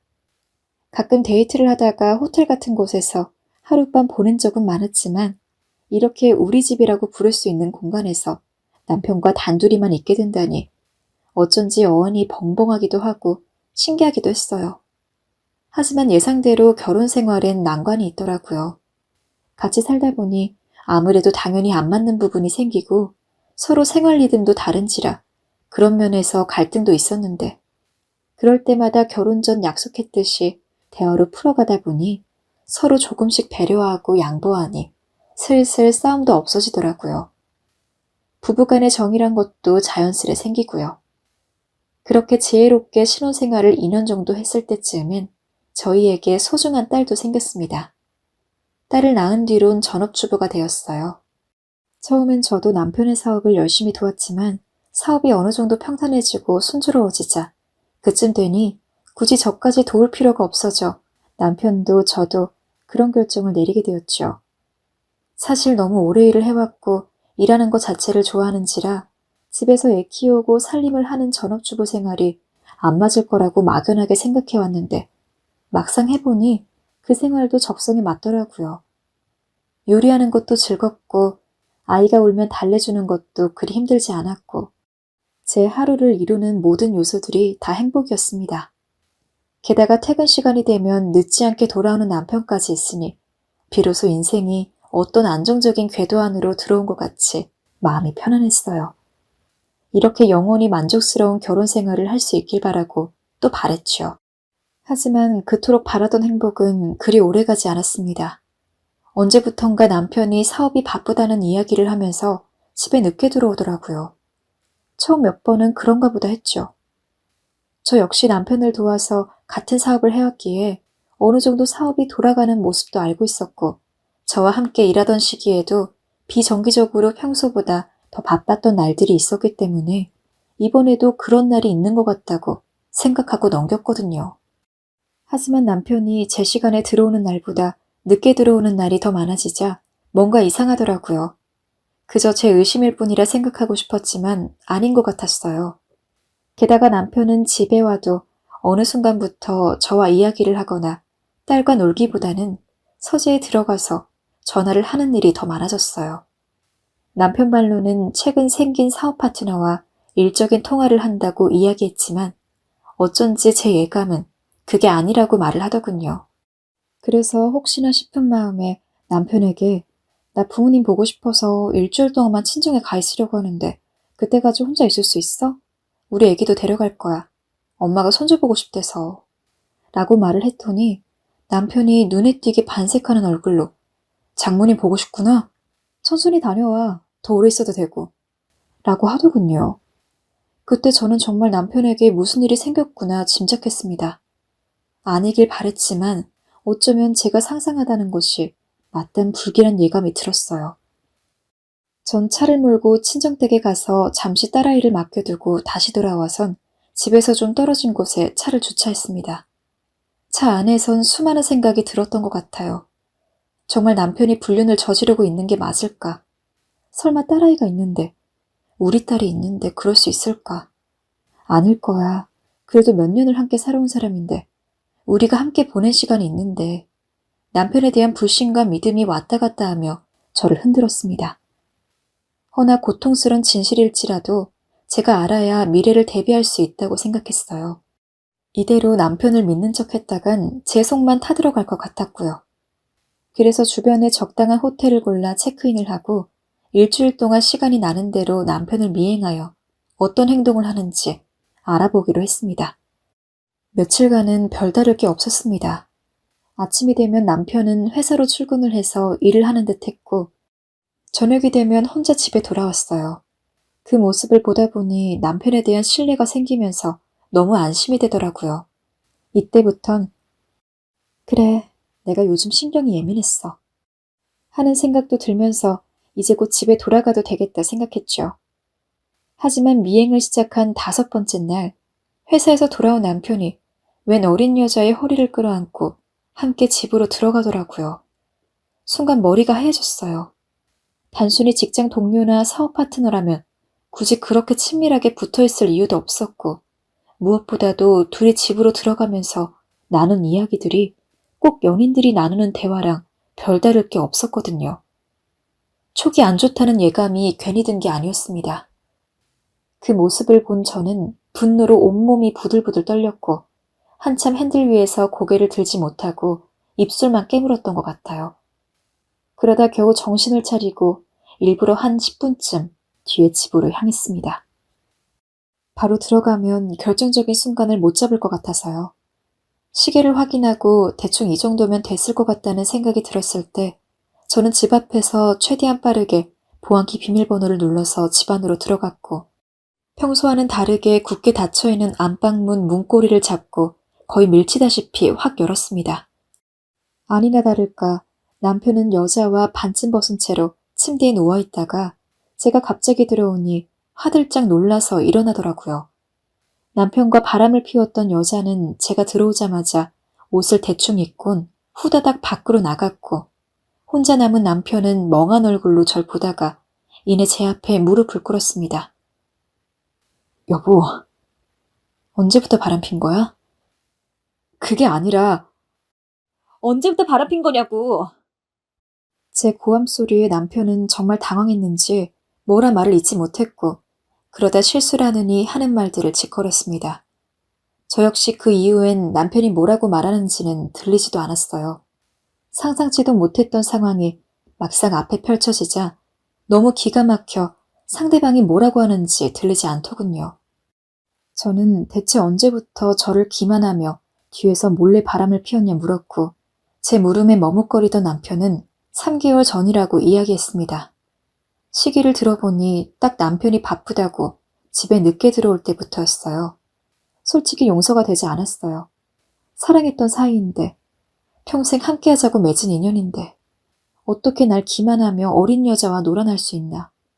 내가 열심히 청소하고 섬유향수까지 뿌려가며 예쁘게 단장한 입을 위해서 어떻게 그런 짐승 같은 짓을 할 수 있었나. 내게 그 어떤 죄책감도 없었던 걸까. 너무 화가 나더라고요. 인생에서 이런 쓰디쓴 배신을 경험해 본 적이 없었기에 더 가슴이 무너질 듯 아파왔어요.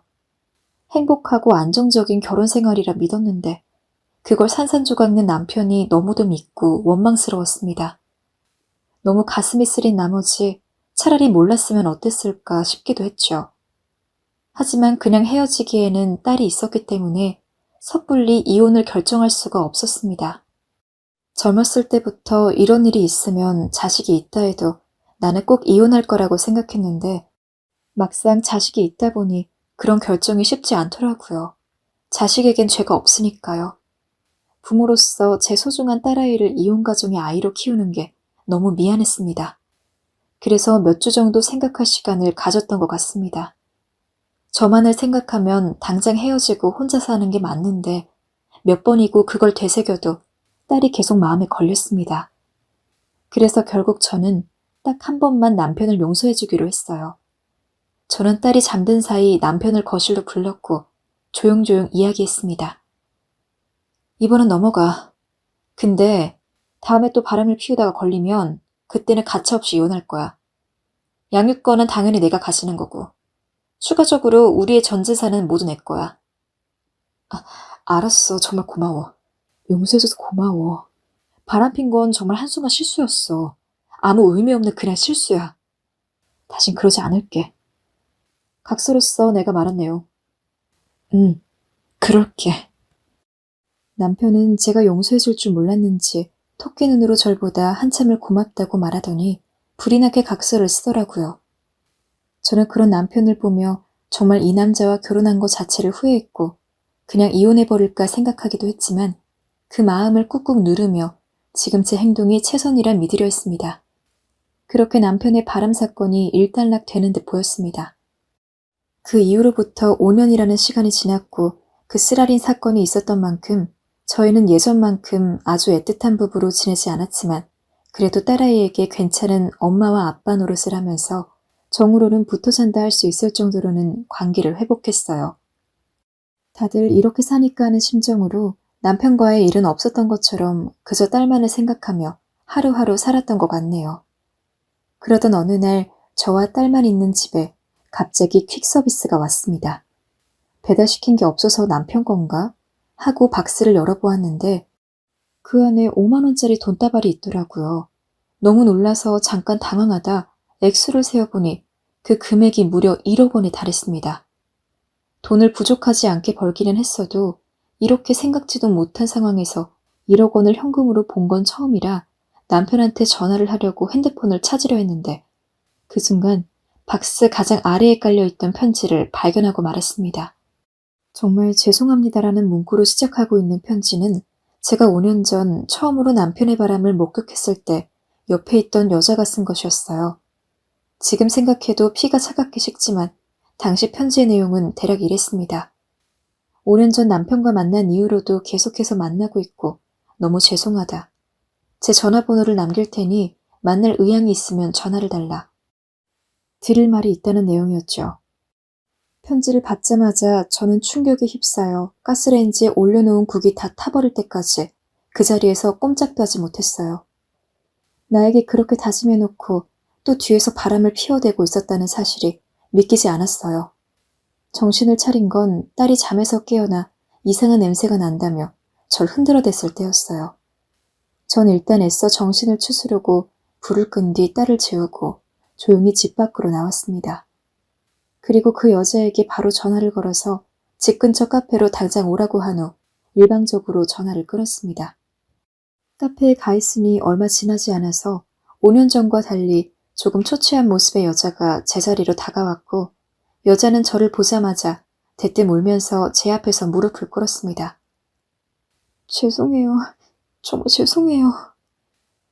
여자가 무릎까지 꿇으며 눈물을 흘리자 주변 사람들의 시선이 모두 저희에게로 향했죠.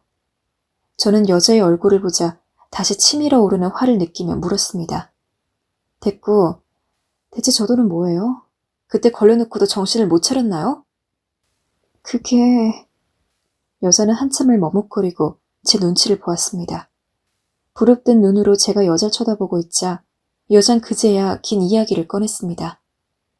사실 말씀드렸다시피 저 영훈 씨와 계속 만나고 있었어요. 사모님께 들킨 이후로 연락도 안 하고 있었는데 영훈 씨한테 먼저 연락이 왔고 좋아하는 마음이 커서 그냥 몰래 계속 만났어요. 그리고 많이 놀라시겠지만 실은 저와 영훈 씨 사이에 아이도 있어요. 그런데 얼마 전에 그 인간이 다른 여자와 바람피는 걸, 그것도 저희 집에 미수 선생이랑 바람피는 걸 알게 됐어요. 그때 문득 사모님 생각이 나더라고요. 사모님이 저처럼 얼마나 힘드셨을지 상상이 되더라고요. 그래서 집으로 돈을 보냈고 사모님을 만나 뵙자고 한 거예요. 정말 죄송합니다. 바람이 한 가정을 망치는 일인지 몰랐어요. 이제야 알겠어요. 제가 지은 죄 돈으로라도 보상해드리고 싶습니다. 너무너무 죄송합니다. 계속 바람을 피고 있던 것도 모자라 아이를 가지고 있었다니 정말 하늘이 노래지더군요. 남편이란 놈은 짐승이 아니었고 짐승이란 꼬리표를 붙이기에도 아까운 쓰레기였던 거였죠. 한참을 저도 분노에 사로잡혀 말을 잇지 못하고 있는데 여자는 용서를 해주지 않는다고 하더라도 저를 만나서 꼭 사과하고 싶었다며 계속 용서를 빌었습니다. 저는 여자의 말을 귓등으로 들으며 남편의 지난 행동들을 하나하나 떠올렸습니다. 그때 머릿속에 스치는 게 하나 있었어요. 생각해보니 남편은 주말에 골프 약속이 있다며 나가곤 했습니다. 같이 골프 치는 친구라며 그 친구를 제게 소개시켜주기도 했고 전 그 친구가 집에 왔을 때 술상을 차려주기도 했죠. 그 모든 게 절 안심시키기 위한 거짓말이었던 거였죠. 머릿속에서 간신히 붙잡고 있던 이성의 줄 하나가 끊기는 기분이 들었습니다. 이만 일어나세요. 저는 일단 여자를 일으켜 세웠습니다. 남편도 문제고 이 여자도 문제였지만 더 여자의 얼굴을 보고 싶지 않았고 우선 남편부터 만나야 했으니까요. 그런데 갑자기 여자가 일어서려는 절 붙잡았고 상상도 못한 엄청난 이야기를 하더라고요. 저 사모님, 저 이대로 못 넘어가요. 못 넘어가면 어쩔 건데요? 복수라도 하려고요? 네, 저 그거라도 해야 살 것 같아요. 그런데 그 과정에서 사모님이 억울하게 휘말리지 않았으면 좋겠어요. 사실 그 이야기도 드릴 겸 찾아온 거예요. 황당했습니다. 바람펴 죄송하다 사죄하더니 이제 남편에게 복수를 하려 한다고 하니 이전이라면 앞에 있는 여자 뺨이라도 한 대 세게 때렸을 텐데 일단 이야기라도 들어보고 싶었어요. 어떻게 남편에게 복수를 할 계획인지 알고 싶었죠. 그 여자는 꽤 다부진 목소리로 남편이 미술 선생과 만나는 장소를 알고 있다 했고 그 현장을 덮칠 거라 했습니다. 미술학원의 열쇠도 미리 복사해 놓았으니 들어가는 건 문제가 아니라고 하면서요. 그거 내가 할게요. 그때 순간 제 입에서 그 말이 튀어나왔어요. 갑작스럽게 튀어나온 말에 스스로도 놀랐지만 남편에게 쓴 각서가 있는지라 이혼 소송을 준비하기 위해선 제게 무엇보다 확실한 증거가 필요했습니다. 그리고 이 분노를 입 다물게 하기 위해선 제대로 된 복수가 필요했어요. 정말 할 수 있으시겠어요? 그쪽도 저한테 걸려봐서 알잖아요. 아, 네. 저는 여자에게 그들이 만나는 장소를 문자로 찍어 보내달라고 한 뒤 그 자리에서 일어섰어요. 다리는 후들거리고 남편이 몇 년간이나 또 바람을 피워냈다는 사실은 여전히 믿고 싶지 않았지만 정신을 붙들어야 했습니다. 그리고 일이 이왕 이렇게 된 거 저는 빨리 마무리 짓기로 했습니다. 다음 날 남편이 바람을 핀다고 하는 미술학원 앞으로 갔어요. 몇 분을 기다리니 남편의 차로 보이는 흰색 차량이 보였고 차에서 내려 학원으로 들어가더라고요. 저는 조용히 남편을 두고 보며 불이 켜진 미술학원 위를 올려다보았습니다. 미술학원 선생으로 보이는 여자가 환히 웃으며 남편에게 손을 흔들더군요. 저는 그것을 사진으로 찍어두고 숨을 고르며 천천히 때를 기다렸습니다. 그리고 잠시 후 미술학원의 불이 꺼지더군요. 저는 열쇠를 들고 조용히 미술학원 앞으로 갔고 구멍에 열쇠를 넣어 조심스레 돌린 뒤 안으로 들어섰습니다. 불 꺼진 학원에선 이미 듣기 싫은 끔찍한 소리들이 가득했죠. 저는 천천히 카메라를 들고 소리가 나는 곳으로 향했습니다. 학원 내부가 컸기 때문에 방을 찾는 데까지 시간이 걸렸고 혹여나 그동안 발걸음 소리가 들릴까봐 조심스레 이동했습니다. 그리고 남편과 여자가 누워있을 방문 앞에 도착한 순간 마지막으로 숨을 골랐고 바로 핸드폰을 들고 현장을 덮쳤습니다. 남편은 절 보자마자 혼비백산이 되어 몸을 가릴 생각도 못했습니다. 남편보다 좋기 10살은 어려 보이는 여잔 들킨 게 처음인지 눈물마저 떨구었고요. 저는 차분한 눈빛으로 두 사람을 번갈아 보다 여자를 먼저 보냈죠. 여자와는 더 할 말이 없었으니까요. 그리곤 조용한 방 한가운데 남편과 단둘이 남았습니다. 남편은 여전히 당황한 얼굴로 절 보다 이번에도 무릎을 꿇고 제 바지가랑이를 붙잡았습니다. 있잖아, 여보. 내가 그러려고 한 게 아니고 제가 날 먼저 꼬셨어. 술 마신 나한테 몸으로 덤비더라고. 나도 당한 거야. 제가 내 술에 뭘 탄 게 분명해. 그래? 응. 나도 정신을 놓았어. 그래도 미안해, 여보. 우리 딸 소연이 생각해서라도 그러면 안 되는 거였는데. 당신 그 더러운 입으로 우리 딸 이름 내뱉지 마. 여보, 아니 현수야. 나도 당한 거라니까? 꽃팸한테 당한 거라고. 나도 억울해. 실수라고 하지 마. 당신 애까지 있는 거 이미 다 알고 온 거니까. 남편은 애라는 단어에서 놀라더니 어떻게 알았냐며 그 여자를 만났냐고 물었습니다. 이 와중에 그런 질문을 하는 남편의 모습도 참 꼴사나웠습니다. 남편에게 진실을 알려주어 고통스럽게 하는 것도 나쁘지 않겠더라고요. 그래서 저는 우리 집으로 도착한 현금 1억과 그 여자와 나눈 이야기를 차근차근 들려주었습니다. 이야기를 듣던 남편의 얼굴은 점점 새하얗게 질렸고 땀이 비질비질 흘러 턱끝까지 떨어졌습니다. 마지막으로 전 각서 이야기를 꺼냈습니다. 당신 손으로 직접 쓴 각서 기억하냐면서요. 남편도 5년 전 썼던 각서를 기억하는지 입 밖으로 앓는 소리를 내었습니다. 남편이 기억한다는 걸 확인한 후 전 뒤돌아섰습니다. 그런데 남편은 끝까지 추악한 모습을 버리지 못하더군요. 돌아서려는 절 붙잡더니 소리를 지르더라고요. 네 생각대로 될 줄 알아 그게? 내가 가만히 있을 줄 아냐고. 재산이 왜 다 네 거야? 다 내가 힘든 게 번 돈이야. 집안에서 빈둥빈둥 한 것도 없는 네가 왜 그 돈을 가져? 전 천천히 뒤를 돌았고 남편과 두 눈을 맞추며 남편에게 다가갔습니다. 남편은 흠칫 놀라 뒤로 한 발 물러서더군요. 두고 봐. 어떻게 되는지 보자고. 여기까지가 제가 할 말이었습니다. 저는 할 말을 다 끝낸 뒤 딸을 데리고 친정으로 간 후 바로 이혼을 위한 서류를 준비하기 시작했습니다. 남편과 애를 낳고 5년간 바람핀 여자도 이미 제게 자료를 넘긴지라 일은 더 쉬웠어요. 남편은 하루가 멀다 하고 절 찾아와 빌었습니다. 저희 부모님이 나중에 물세례까지 퍼부으며 남편을 쫓아내려 했건만 꿋꿋이 굴하지 않더니 나중에 딸까지 걸고 넘어지더라고요. 너 이혼 가정의 아이가 얼마나 불행한지 알아? 우리 딸 소원이가 아빠가 어느 날 없어지면 아이가 얼마나 충격받겠어. 아이가 받을 상처를 생각 안 해봤어? 너 이거 지금 부모로서 못할 짓이야. 당신 딸을 진심으로 생각했다면 바람 자체가 피지 않았겠지. 당신은 그냥 당신 재산을 지키고 싶은 거야. 더 한심한 꼴 보이지 말고 나가. 현수야. 한 번만 기회를 줘. 정말 딱 한 번만. 나 이렇게 둘 다 못 보내. 내가 그래도 아빠인데 어떻게 딸을 못 보고 사냐? 네가 눈 한 번만 감아주면 나 정말 변할 수 있어. 정말이야. 한 번만 믿어줘.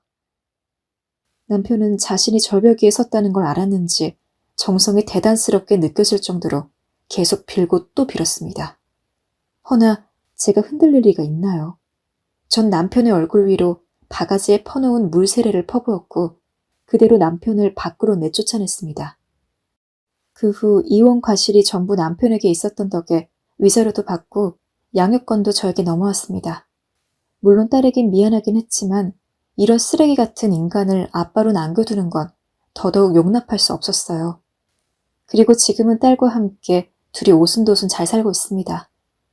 그 인간을 생각하면 아직도 화가 나고 기분이 울적해지기까지 하지만 지금 전 딸과 같이 있는 시간을 더 소중하게 여기며 딸에게만 집중하려 해요. 혹시 여러분들 중에서도 배우자의 불륜으로 저와 같은 일을 당하신 적이 있으신가요? 그런 경험이 있으셨다면 막장 드라마에 나올 법한 일을 겪은 저보다야 당연히 낫겠지만 배우자로 인해 받은 상처는 분명 있었을 거라 생각합니다. 하지만 그냥 거지 같은 일은 거지 같은 일로 넘기고 여러분의 지금의 삶을 당당히 살아나가셨으면 해요. 이혼을 하고 혼자 딸아이를 키우면서 저도 남몰래 눈물도 흘리고 마음이 약해졌을 때도 있었어요. 그땐 정신과에서 우울증 약을 먹어야 할 정도로 하루하루가 힘들었죠. 그런데 어찌됐든 불륜은 상대방의 죄이고 그냥 똥 밟았다 생각하고 넘어가려 합니다. 사연을 쓰다 중간중간 그 당시의 일이 생각나 멈추기도 했고 화를 삭히기도 했지만 그래도 이야기를 끝내고 나니 속이 편해지네요. 모쪼록 긴 이야기 들어주셔서 정말 감사합니다. 여러분에게 앞으로 좋은 날만 있기를 빌게요.